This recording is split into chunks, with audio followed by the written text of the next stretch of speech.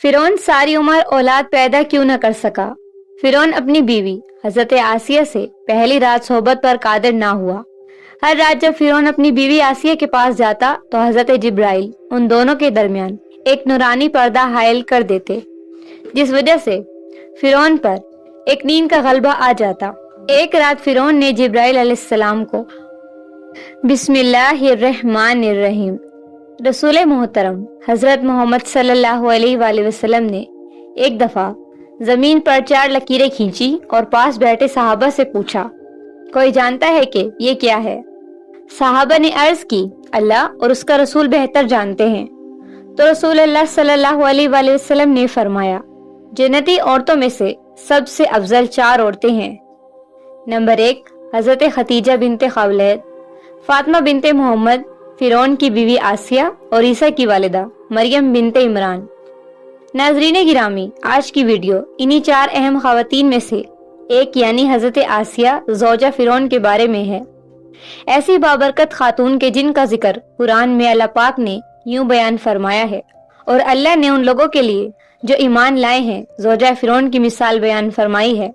حافظ ابن حجر عسقلانی لکھتے ہیں کہ مصری شاہی خاندان کے بادشاہ ریان بن ولید جو کہ حضرت یوسف کے دور میں تھے اور ان پر ایمان بھی لائے تھے، ان کی پوتی بے حد حسین و جمیل تھی جن کا نام آسیہ تھا، اور نسب کچھ یوں بیان ہوا ہے، آسیہ بنت مزاحم بن عبید بن ریان بن ولید۔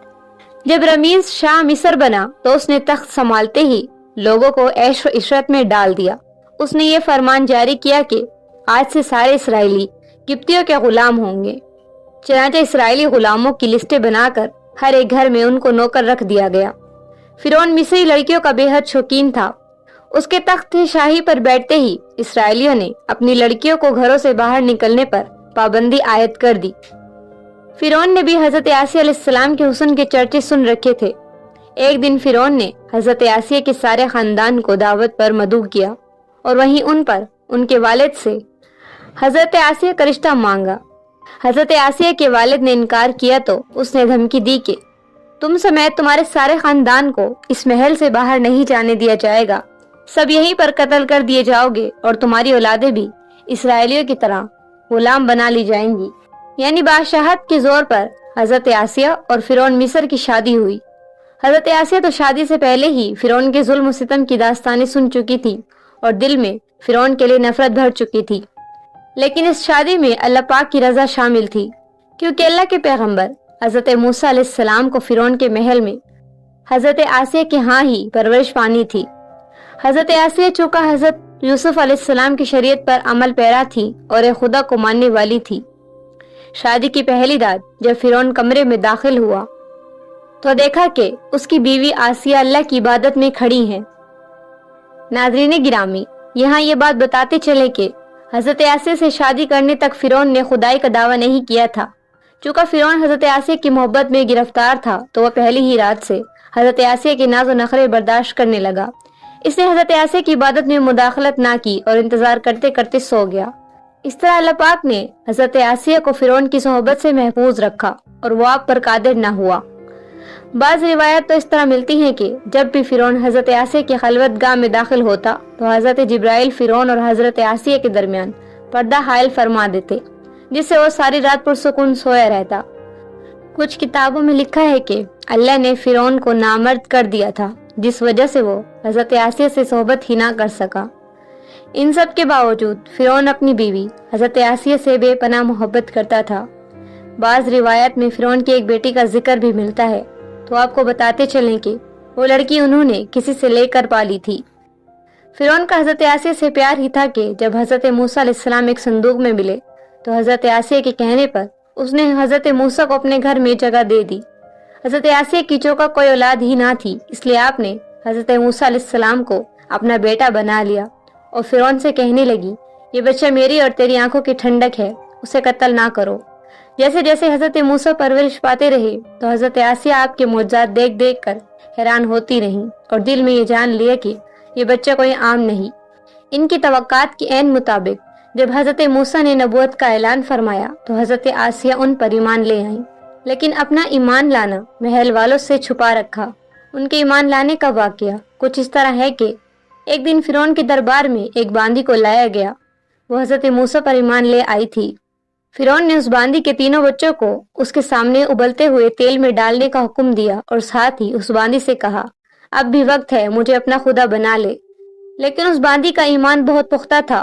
خیر، اس باندی کے سامنے اس عورت کے تینوں بچوں نے ابلتے ہوئے تیل میں جان دے دی۔ اس کے بعد فرعون نے اس باندی کو بھی تیل میں ڈالنے کا حکم جاری کیا۔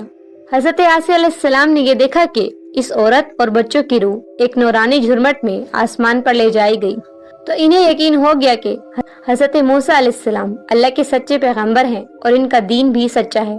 قصر فرعون روز بروز پر آشوب ہوتا گیا اور حضرت آسیہ نے فرعون سے کنارہ کشی اختیار کر لی۔ وہ حضرت موسیٰ علیہ السلام کا دفاع کرتی رہیں۔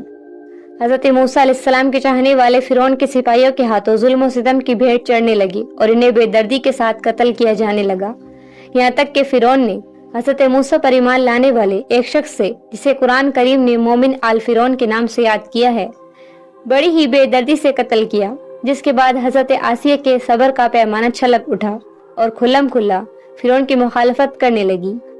فرعون کو جب علم ہوا کہ اس کی بیوی بھی موسیٰ کے خدا پر ایمان لے آئی ہے، تو فرعون میں غیظ و غضب کی آگ بھڑک اٹھی۔ پہل تو اس نے اپنی بیوی کو اکیلے میں سمجھایا کہ اگر میری بیوی ہی مجھے خدا ماننے سے انکار کرے گی تو پھر بہت سے لوگ سرکشی کریں گے، لیکن حضرت آسیہ علیہ السلام نے نہ مانی، بلکہ فرعون کو بھی دعوت حق کی تبلیغ کی اور کہا کہ اللہ پاک سے معافی مانگ کر موسیٰ علیہ السلام پر ایمان لے آؤ۔ بہت سی راتیں اسی طرح جھگڑوں میں گزر گئیں۔ جب اہل فرعون میں یہ باتیں ہونے لگیں کہ فرعون کی لاڈلی بیوی ہونے کی وجہ سے آسیہ علیہ السلام کو کوئی سزا نہیں دی جا رہی، تو فرعون غصے میں آ گیا۔ اس نے سب سے پہلے مار پیٹ شروع کی اور خود اپنی پاک بیوی کو سزائیں دینے لگا۔ وہ حضرت آسیہ علیہ السلام کو پورا دن تپتی ریت پر ننگے پاؤں کھڑا رکھتا اور رات کو ان کے پیروں کے زخموں پر خود نمک لگاتا۔ اس طرح کئی دن گزر گئے۔ جب فرعون کو یہ یقین ہو گیا کہ اب حضرت آسیہ کو حضرت موسیٰ علیہ السلام کے دین سے نہیں ہٹا سکتا، تو اس نے اپنی بیوی کو سخت سزا دینے کا فیصلہ کیا۔ حضرت آسیہ کے چاروں ہاتھوں پیروں میں لوہے کی کیلیں ٹھوک کر چاروں کونوں میں اس طرح جکڑ دیا کہ وہ ہل بھی نہ سکیں، اور بھاری پتھر ان کے سینے پر رکھ کر ان کو ریت پر دھوپ میں لٹا دیا اور پانی بند کر دیا۔ لیکن پھر بھی حضرت آسیہ علیہ السلام ایمان پر عزم استقلال کے ساتھ ان مصائب کے باوجود قائم و دائم رہی اور فرعون کے کفر سے خدا کی پناہ چاہی، جسے اللہ پاک نے یوں بیان فرمایا ہے، اور اللہ نے ان لوگوں کے لیے جو ایمان لائے ہیں زوجہ فرعون کی مثال بیان فرمائی ہے۔ جب اس نے عرض کیا کہ اے میرے رب، تو میرے لیے جنت میں اپنے پاس ایک گھر بنا دے اور مجھ کو فرعون اور اس کے عمل بد سے نجات دے دے اور مجھے ظالم قوم سے بھی بچا لے۔ ایک روایت تو یہ ہے کہ فرعون نے حضرت آسیہ کی کھال اتروا دی اور ان پر چٹان کو گرا دیا۔ اللہ اکبر۔ لیکن زیادہ تر مفسرین یہ روایت کرتے ہیں کہ جب حضرت آسیہ کے ہاتھ پاؤں میں کیلیں ٹھوک کر ان کو باندھ دیا گیا تو ان کی روح پرواز کر گئی تھی۔ آپ کا مزار پر انوار مصر میں ہی واقع ہے۔ ناظرین گرامی، حضرت آسیہ کا اپنے ایمان پر قائم رہنا آج کے تمام مسلمانوں کے لیے مشعل راہ ہے۔ خاص طور پر خواتین کے لیے یہ درس ہے کہ عورت کے اندر بھی اتنی طاقت موجود ہوتی ہے کہ وہ ہر طرح کے ظلم و ستم کے آگے پہاڑ بن سکتی ہے۔ اللہ پاک سے دعا ہے کہ وہ ہم سب کی بے حساب مغفرت فرمائے، ہمیں نیک بندوں کی راہ پر چلنے کی توفیق دے، ہمیں نبی کریم صلی اللہ علیہ وآلہ وسلم اور ان کی پاک آل سے بے پناہ محبت عطا فرمائے، آمین یا رب العالمین۔ ناظرین، کمنٹ باکس میں اللہ تعالیٰ کے 99 ناموں میں سے ایک نام ضرور ٹائپ کریں۔ اللہ حافظ۔